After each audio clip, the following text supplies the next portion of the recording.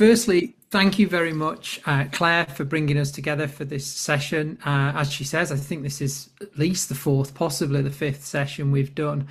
I think we were a little cheeky and did two one year actually, sort of with the architecture and urbanism working group. And also, huge thanks to Manuel and Jordi for bringing us all together again.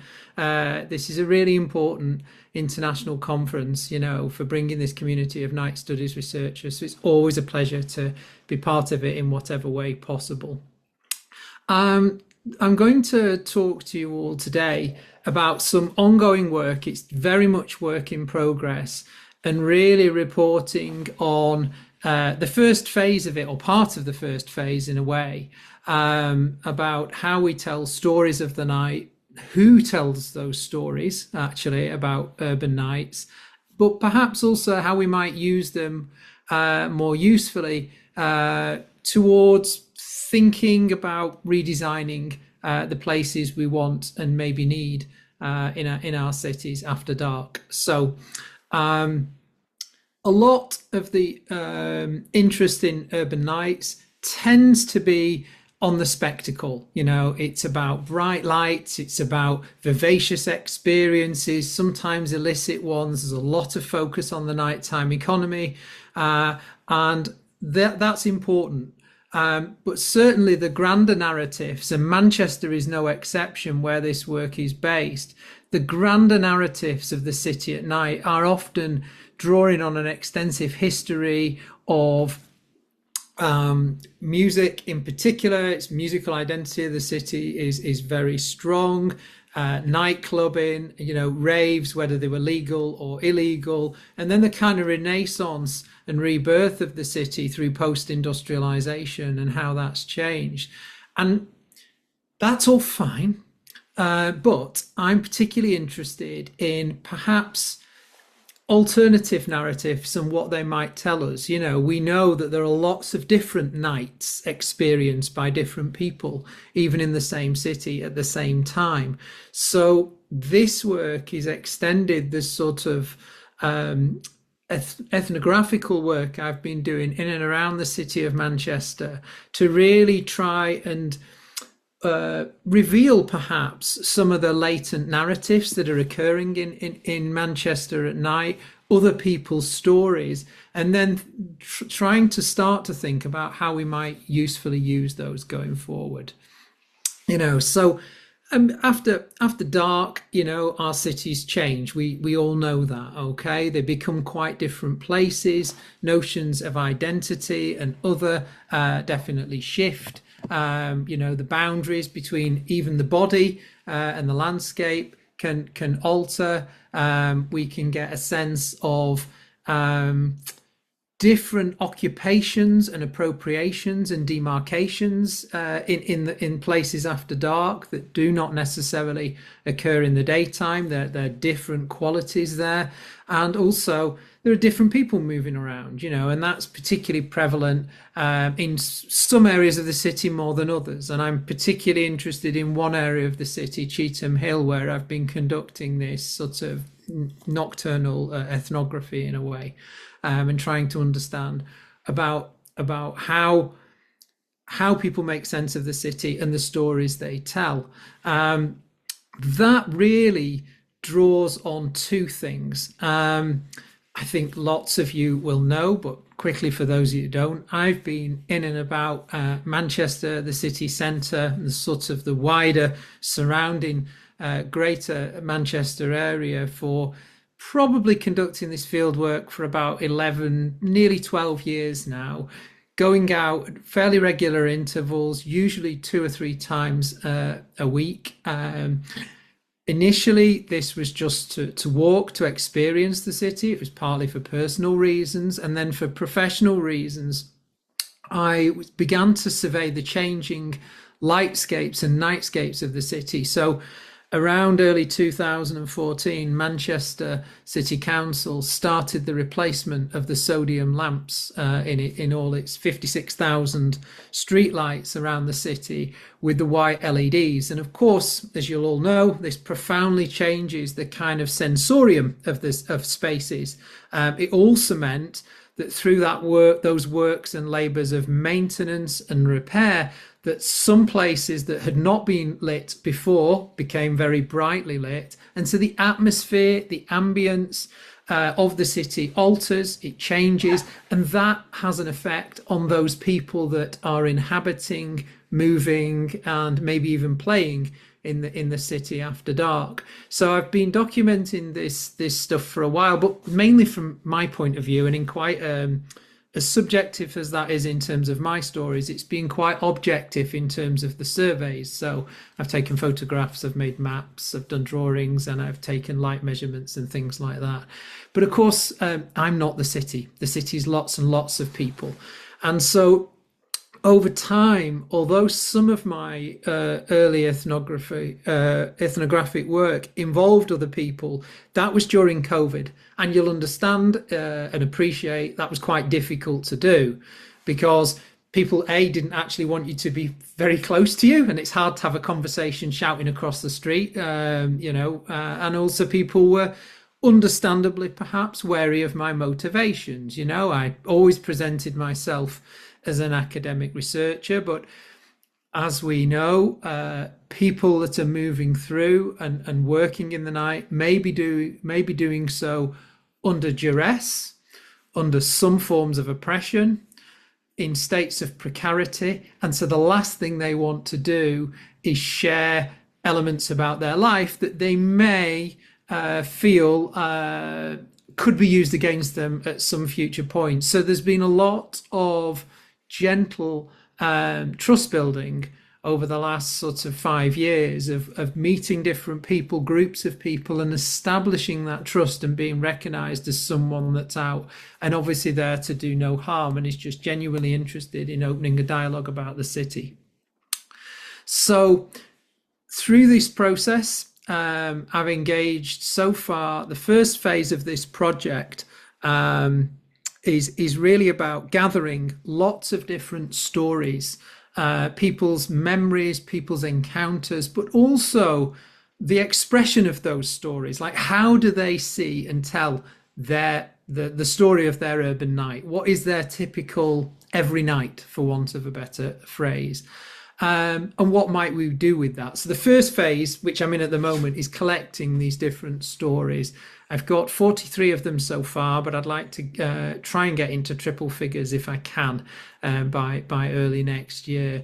Then I'm going to be looking at these narratives and doing some thematic analysis, seeing what emerges through that, and then going back to some of these groups and maybe, with their permission, of course, bringing different people from these different groups together to look at some co-design workshops to see how they would redesign the city after dark. So what would be important to them, what principles and practices for a kind of nocturnal citizenry, which is inclusive, it's just, and sustainable, might emerge through that process. So that's kind of the backdrop of what I'm doing here and kind of why. To kickstart that process, I've found, I've always tried to be very open with people, and I think those of you on the call that know me would resonate with you. But I think it's always easier to give initially before you receive. So I have sat or stood or crouched or walked with different people in the city at night in and around the Cheetham Hill area. And I've explained that I tell stories about the night. I explained about, I was born in Salford, which is adjacent to Manchester, and I've often given them some examples of the kind of stories I tell, so brief descriptions, and that's encouraged them to either open up to me and tell me their story, a story about the night, their impressions, or in some cases, where they didn't want their voice to be recorded, or they didn't want to look at me while they were telling me, they'd either take the recorder and record it just, where I wasn't actually watching them, or in some cases they just wrote it down and gave it me after, on the promise that I would read it after we'd parted ways. So they're the kind of encounters that I've been gathering, That's the reason I've been doing it. And I just wanted to share a few vignettes from that work with you before sort of summarizing where it's going next. Okay. So here we have, I should say, although the age, gender, and occupation is factual, the names have been changed, and that was something I agreed from the outset. So everybody's agreed with the data and personal identification that characteristics that are in here, but the names all have been changed. So this is Keisha. For me, it is a city of peace. The glow of lights and the calm is needed. It's like a balm for my mind after an intense shift of looking after others. I take my breaks outside whenever I can, just to reconnect with the world outside, even though most people are sleeping. The nighttime city gives me comfort. Just here, a short distance from the city centre. It's like another city away from the party people and stuff. Mo, it can be like the Wild West, bro. People doing crazy things, innit? Manchester at night is like a roller coaster. Lots of peaks and troughs. The tiredness can be hard. We're not supposed to be awake all night and sleep in the day, you get me? If it's a busy night then, it goes fast, full flow, you know?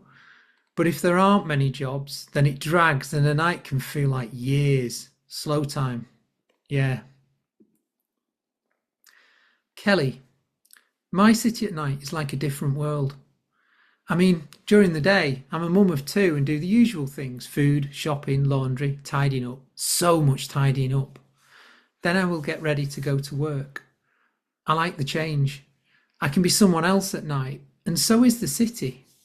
You have to be careful. There are some creeps about, and I don't like those electric cars which can sneak up on you. Sometimes it's very cold.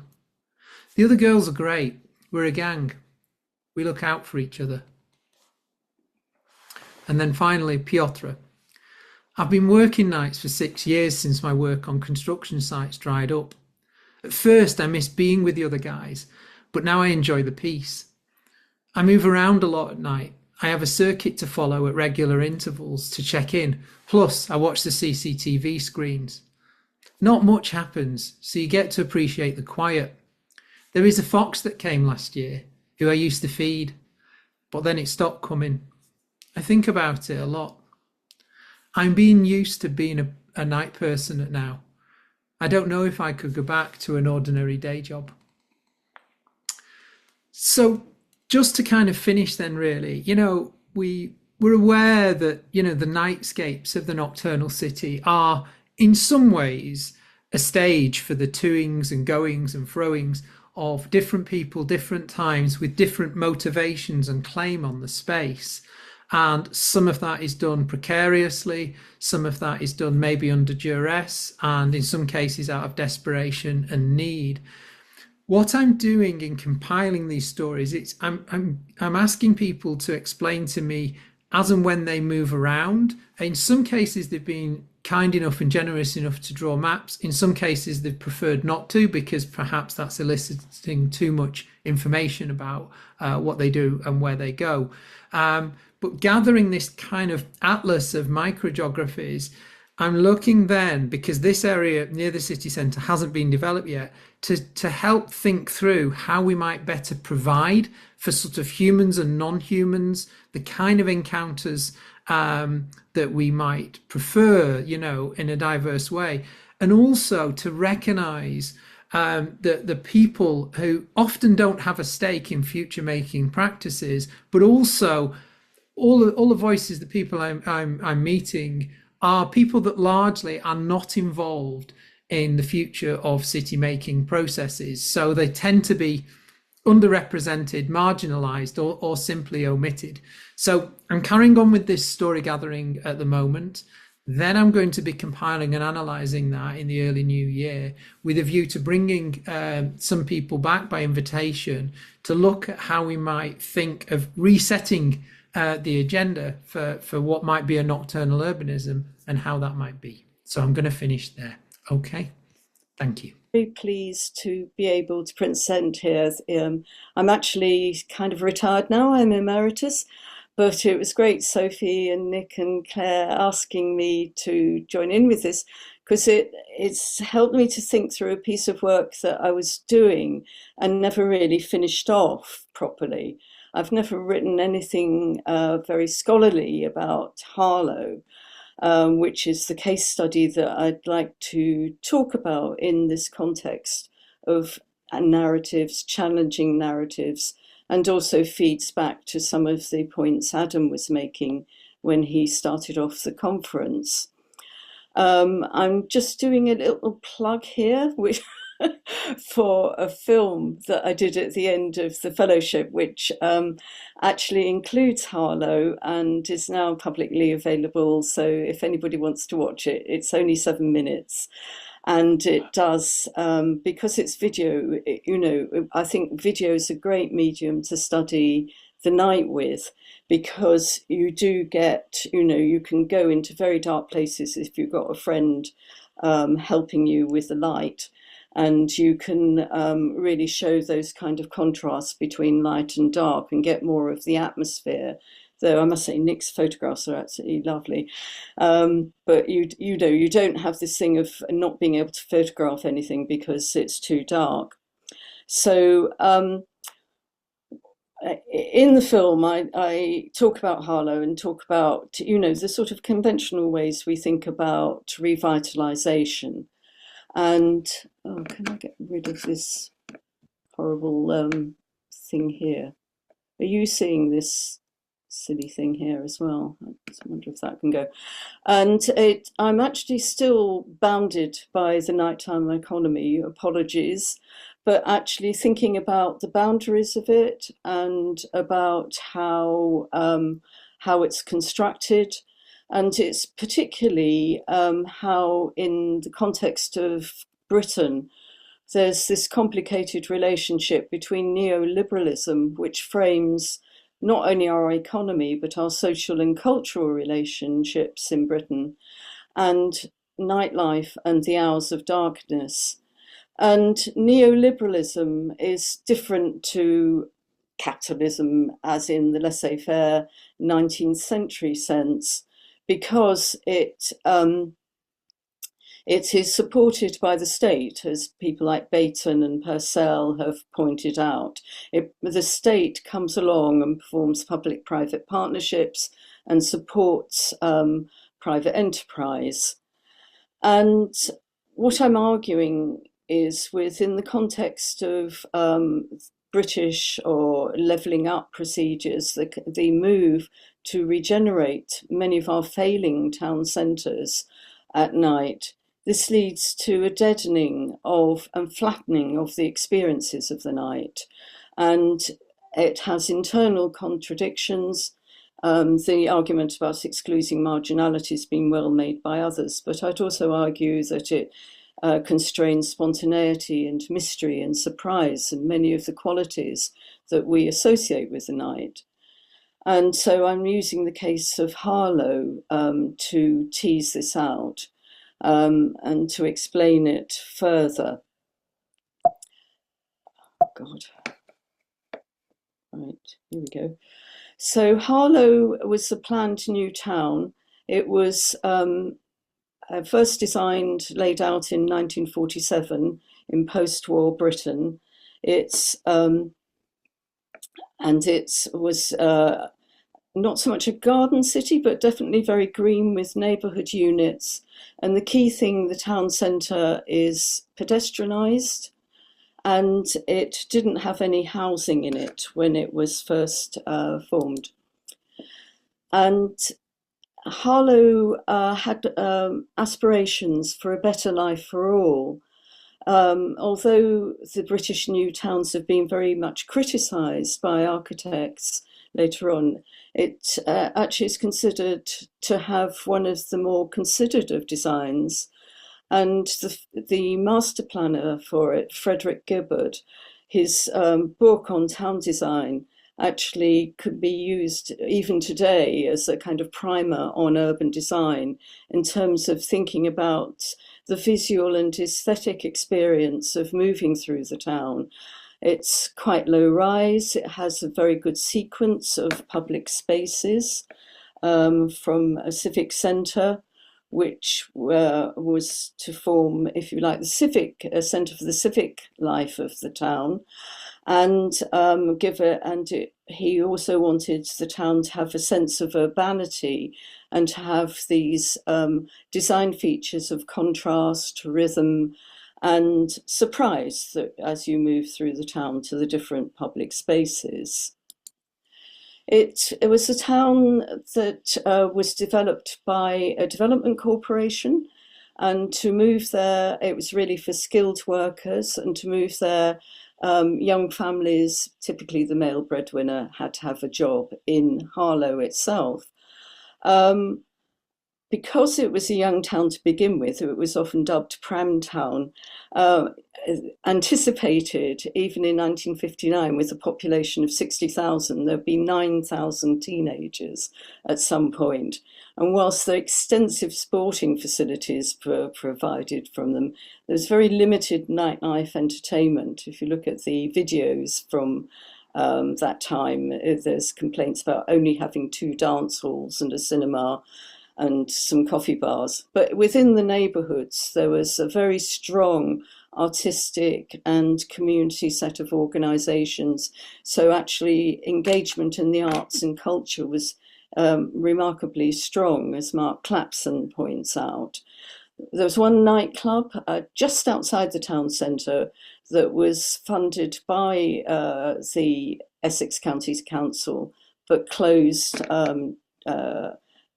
during the 2008, when there were stringent cuts, banking crisis, and then run by an independent company. And then now it's closed off, demolished, and the site is reserved for housing. But it was very important to teenagers in the town, and bands like Coldplay played there, that kind of thing. The town now, if we fast forward 40 years, the town now town centre is very deserted at night. It never really had a vibrant nightlife. And residents who were consulted during the master planning process said they were scared to go in there at night. I had this reported again with interviews with the youth organiser, and also in a session I did with Harlow Civic Centre. It really sort of close, and staying there at night and exploring it myself. And I've been back several times. So this is a clip from the film I did, and it's a pathway between the theatre and the civic centre. And as you can see, it's very dark. It feels quite threatening, and people really don't want to go there. The kind of things that are open are a bowling alley, a bingo hall, a set of chain restaurants, gym, that kind of thing. But it really all closes down about 10 or 11 o'clock at night. So what's proposed? The government, previous Conservative governments, putting in money to support a public-private partnership. They want to, some housing was introduced through offices to flats conversions, very poor quality, and the people who were put there were put in totally unsuitable accommodation, and it's stigmatized the town. So the kind of proposals are these typical neoliberal proposals of a cultural quarter with an extension to the theatre, which, it's great, but the demographic of people who go to the theatre in England tends to be older and richer. And to fund it, there's 47 luxury flats in a refurbished square around it. And a planning condition is that the closing time has to be 11:30, not for the theatre, but for closing everything down in the theatre. It has to go dark by then. There's some public realm improvements to help attract more people into the town. So you see, they're always portrayed as bright sunlight and quite restrained. Nothing objectionable, but nothing very exciting there. And then the linchpin of the regeneration is proposing a complete new development, 700 plus apartments for what's seen as an Uber generation, a new demographic of young professionals who will commute to this city of London. It's about 20 minutes away. But as you can see from the lower, the architects and designers among the audience might appreciate how the scale of the development is going to totally wreck the original plan and its aesthetic and its whole sense of identity. And, the images, actually, when you look at them, there are so many other places in the UK that look exactly like that with those kind of flats. There is nothing unique and Harlowish about it. But it was granted planning permission in 2022, and it's now stalled. The outline permission, it's not being built out, and the councillors are really worried about it. And they're now proposing to compulsorily acquire the site for themselves. Again, I guess supported with money. So what are the prospects for the town? And my argument is that there's actually quite a lot in the town that could be supported. It actually does have some one or two very good experiences. The Civic Centre overlooks a water garden with some the bore that you can see there. Oh, sorry. Cracky. I've lost it. Let's go back one. The sculpture that you can see there is by a famous sculptress. Wonderful reflections. There's over 100 sculptures in the town as a whole. And these could be made much more of at night. And in fact, in the market square, they may be doing that. But I'm also saying, well, let's look back at our own history of the nighttime economy. We know that diversity can be celebrated. We can use those very basic urban design ideas of celebrating the spilling over of shops opening very late at night, which quite often they do.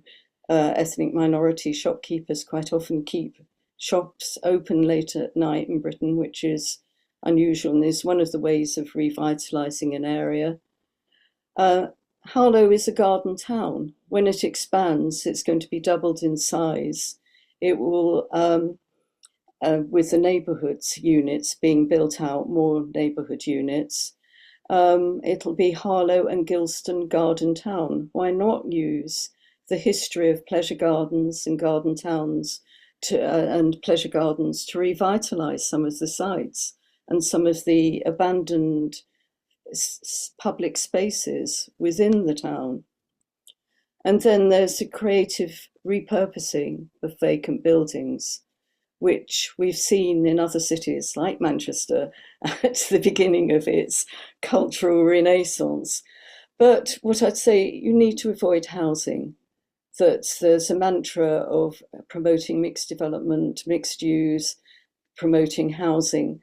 And actually, in that way, even in my hometown of Peckham, it's artists who have revitalised disused factory buildings in the town centre, which have made it come alive. So it's revitalising work and entertainment and leisure,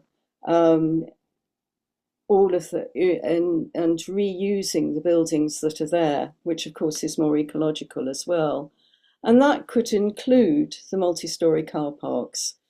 The level of car ownership around in Harlow has risen exponentially, much, much more than the original plan thought. The town centre, pedestrianised, is choked off by this kind of ring collar of a busy road, and there's multi-storey car parks that ring in the town centre. And again, in my own hometown of Peckham, we have a reused, repurposed multi-storey car park in the town centre with alternative uses like a classical orchestra, food and drink, studios, and a rooftop bar in the summer. So, and it's managed by a company. So what I'm saying is that there's been a deadening narrative of how town centres might be revitalised that have limited the time, that have limited the extent of sensory experiences that could be possible. And these are driven through the idea of having a market-driven growth agenda alongside financialised nighttime activities, like having, cafe, bars, food and drink, because it's seen as safe. And so we could speculate that even within the limits of neoliberalism, because nighttime economy operators are also entrepreneurs, but they may have, instead of being responsible to shareholders, they have much wider objectives in mind.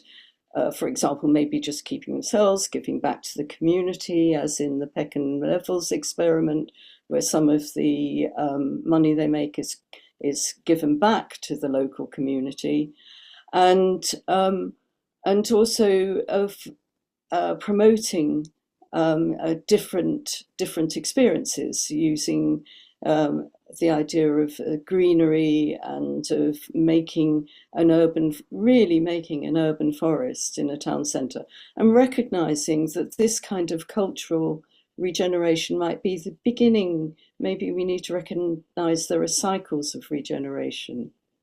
And actually, if we go back to the beginning, rather than jumping in at the end, it may include more opportunities for encouraging, allowing more activities that would benefit precarious people in states of precarity, that it could encourage a wider demographic to join the town centre, and to recognise this probably will and may be temporary, and we recognise that, and to allow the centre to come to life in a way that celebrates its unique identity, rather than imposing these stereotyped types of development onto it. So I'll end there. Thank you. Sorry, it's a bit not quite as a planned. Never mind. So thank you for also giving me the opportunity to present my research. So I will examine the construction of Berlin as a leisure study, predominantly focusing on nightlife, and so how the hedonism and norm-bending lifestyles interact with it. So as much as space, I'm also talking about resistance and creation of subcultures within nightlife specifically.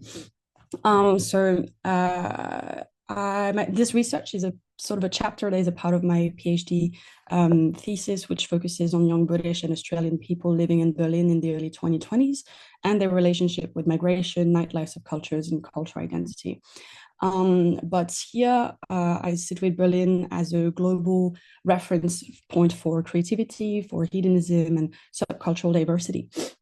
So the city's international reputation as a leisure capital is firmly anchored in its ongoing celebration of norm-bending lifestyles and sort of relentless creative experimentation. And what is distinctive about Berlin, other than its nightlife abundance, is how traditional boundaries of gender and sexuality and social class are sort of constantly blurred and renegotiated, shaping an environment where self-transformation and the performance of alternative identity become sort of routines of urban life. So central to my question is, how do leisure practices in urban spaces organize, influence, and differentiate nightlife subcultures in Berlin? And so I added these comparative elements, obviously linked to my thesis, by examining British and Australian migration, which also enriches this question.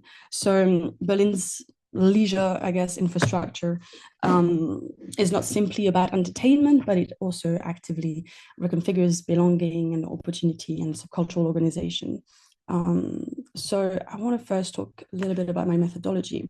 So my methodology combines multi-method ethnographic ethnography, sorry, with semi-structured qualitative interviews of about 10 participants. I think for this specific chapter, I only used 4 testimonies, but this is a part again of my thesis.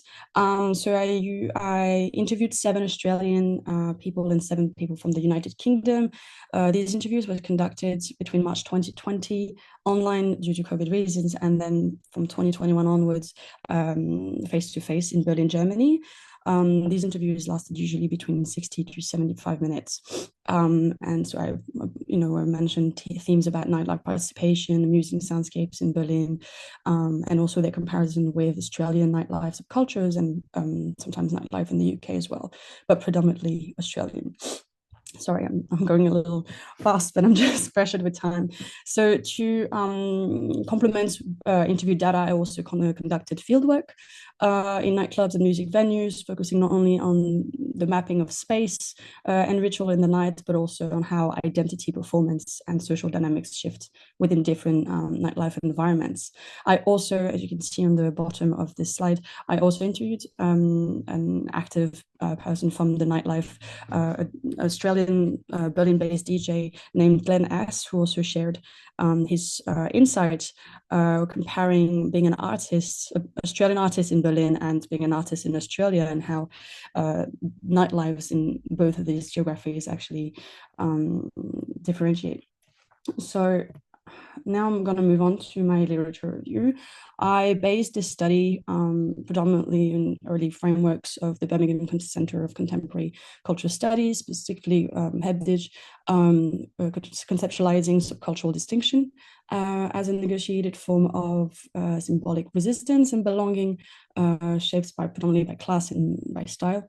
I also mentioned deviance theory, notably how Becker's studies providing further tools to understand how group labels as deviant construct codes and communities with broader social structures.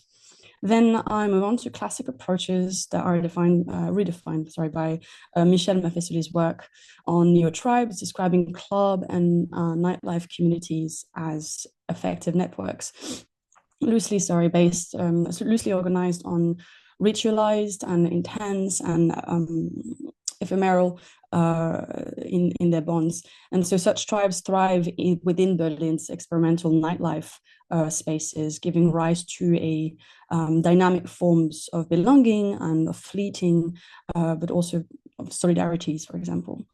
Also, Sarah Norton's concept of subcultural capital offers further insight into the mechanism by which Berlin clubbers acquire status, whether through fashion, through taste, through subcultural knowledge, and so forming highly stratified scenes where access and authenticity are fiercely defended. But this also highlights the persistent tension between a sort of a liberatory, inclusionary ethos and also subtle or outright processes of gatekeeping. So further, feminist and queer scholars such as Maria Pini or Carrington Wilson show that rave and dance cultures and dance spaces traditionally associated with femininity or gay male practice can serve as challenges to the dominant social and sexual order. So in Berlin, such venues become global symbols for inclusivity, for non-transgression and creative experimentation, yet not without attendant exclusions and debates about power and also respectability. Contemporary scholarship, particularly Guillaume Robins, who was a part of this for the panels previously,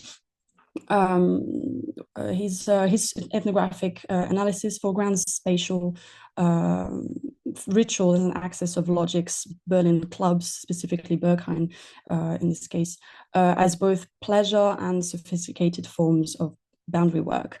And so Robins and myself's work actually more recent mapping demonstrated the heterogeneity of Berlin's night world.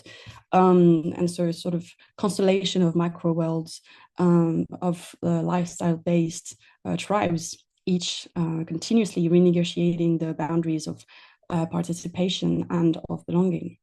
Finally, recent work by Weiss traces the permeation of Berlin's subcultural codes into global fashion, noting how the Berghain look or techno look, marked by minimalism, fetish wear, and anonymity, functions both as a badge of connoisseurship, but also as a sort of exportable brand, increasingly referenced by luxury designers such as Balenciaga, for instance. So this speaks to the role of Berlin not only as a cultural engine, but also as a producer of symbolic value far beyond just its borders. Right, so I'm going to move on to my findings and results part, which is going to be divided into 3 parts. The first part is about the symbolism and the myth of Berghain specifically, and it's just for the case study. So Berghain's evolution exemplifies Berlin's mythic sort of status. It emerges as a club in 1999 in the former GDR power plant in the neighborhood of Kreuzberg and Friedrichshain, where it got its name. And symbolically, it's sort of constructing an architecture that blends industrial severity with references to religious and classical heritage. So this fusion is sort of manifest in the rituals and status markers that surrounds the club. So most prominently, its door policy, which, for example, which is widely known as both being a filter and performance in itself. So in one of the testimonies actually of one of my participants, Berghain, the cue of Berghain is described as both anxiety-inducing but also transformative, and it's a sort of ritual that tests not only your knowledge of the subcultural style, but also someone's ability to read and reproduce the codes of authenticity expected by those guarding the doors. So Henry, 20-year-old Australian male, mentioned that Berlin is seen as this complex haven, a mecca for that. The music scene, the queer scene, the sex scene, it all amalgamates into this haven. And that's also him referencing the club of Berghain. So this sort of rite of passage and rite of passage, and the myth of Berghain and of Berlin are inseparable from the everyday live experience of global music tourists and resident connoisseurs alike. Then I would like to move on to, is this not working? There we go. Then I also want to talk about subcultural space and identity and diversity performance. So with the club, as echoed in both the findings in the literature, the physical and symbolic architecture fosters a sort of unique set of rituals and of performances. So the key dynamics are the fostering of multiple tribes, let's say, and identities, the negotiation of privacy and anonymity, for example, again, through the no photo policies of clubs in Berlin, and also the elaboration of status markers that are tied into insider knowledge. So participants describe the club, not just Berghain, but every club in general in Berlin, as a sort of microcosm that enabled forms of gender and sexual and aesthetic experimentation unavailable in their home scenes.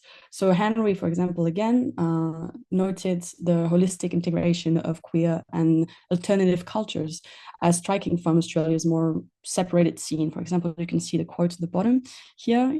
He said, you would go out to a gay party, which is very separate, or you would go out to a straight party. They're not mixed, in Berlin, the gays and the queers almost run the city. So in this sense of autonomy, he also mentioned, that another participant named Brad also mentioned something about the cultural around the culture around partying is definitely different. In Berlin, there's more people going there just to use clubs as an adult playgrounds, and he compares this in the fact that Australia is usually more concentrated. So this sense of autonomy and trying new things also emerge in the testimony of one of my non-binary participants named Wissam, mentioning hedonism is incredibly important, and that they mentioned, our generation is so aware of sexual freedom and body freedom, religious freedom and cultural freedom. All of these things have been categorized in the past generations. So they found Berlin's hedonistic environment a sort of rare opportunity for personal growth and collective affirmation.